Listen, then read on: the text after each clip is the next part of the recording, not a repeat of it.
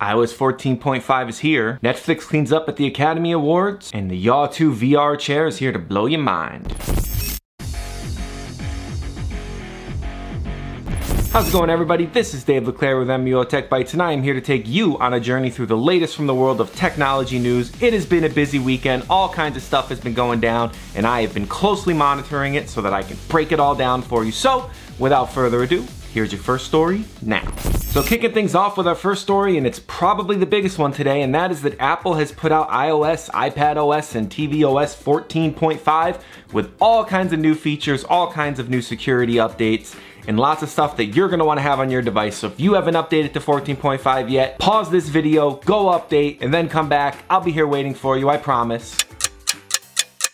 So to me, one of the most exciting things about the new version of iOS is that you can unlock your phone while your face is covered by a mask, assuming you have an Apple Watch. As long as you have an Apple Watch and it is paired with your iPhone, you will be able to unlock your device without entering your passcode, kind of the same way you could with a MacBook, where you can unlock your MacBook using an Apple Watch without entering your PIN. You'll now be able to do that on iOS, assuming your face is covered with a mask. If your face isn't covered, you can just use Face ID like you normally would. The other major thing this update brings is the app tracking transparency idea, which basically is that app developers have to now inform you of what they're tracking about you. So now any app that wants to track you, it's gonna have to seek your permission, just like it would for any other thing. Like if it wanted to use your photos, it would have to seek your permission to do that. Well, now it's gonna have to do the same thing to track you, which, let's be real, that's how it should have been from day one. So the update adds all sorts of other features. It's a big one. Whenever Apple does a point something, there's some big changes. This one is no exception. There's new emojis, new skin tones for emoji.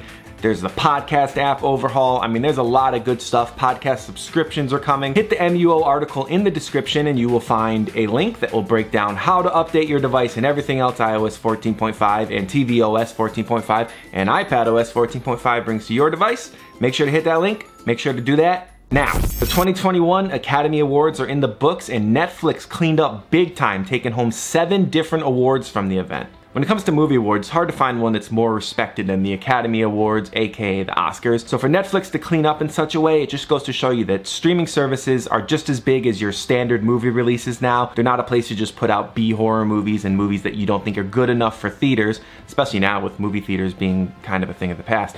So Netflix really showed that, hey, streaming services, they're a big deal and we are at the front of it. So here's a quick rundown of the awards Netflix took home this year. They got the Cinematography Award for Mank, Production Design Award, also for Mank, Makeup and Hairstyling Award for Ma Rainey's Black Bottom, Costume Design Award for Ma Rainey's Black Bottom, Best Documentary Feature Award for My Octopus Teacher, Best Live Action Short Award for Two Distant Strangers, and Best Animated Short Award for If Anything Happens, I Love You. In addition, Netflix was nominated for a whopping 35 awards, which is more than any other individual company at the Oscars this year. So that is another impressive feat that the company managed to pull off this year, and who knows what next year holds for Netflix. They have a lot of movies in the works, and I'm sure some of them are gonna be very good.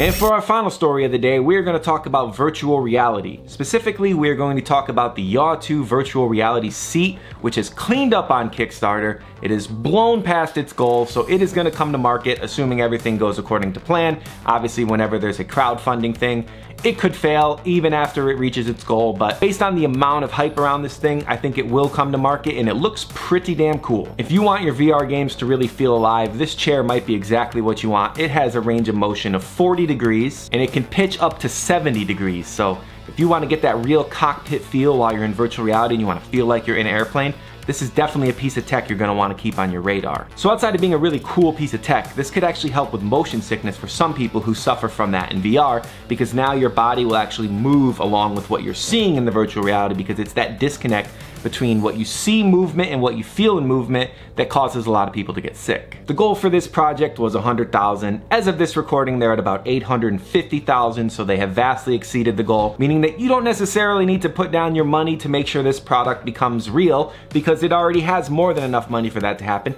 But if you are interested, you should definitely keep an eye on it, because it might be something that takes your VR experience from here, brings it up to here. Now don't go thinking this is gonna be a cheap virtual reality chair, because the cheapest backing you can get right now to pre-order a chair is $1,090. So be prepared for this to break the bank a little bit, but if you are a serious VR enthusiast, it's probably worth the money for you.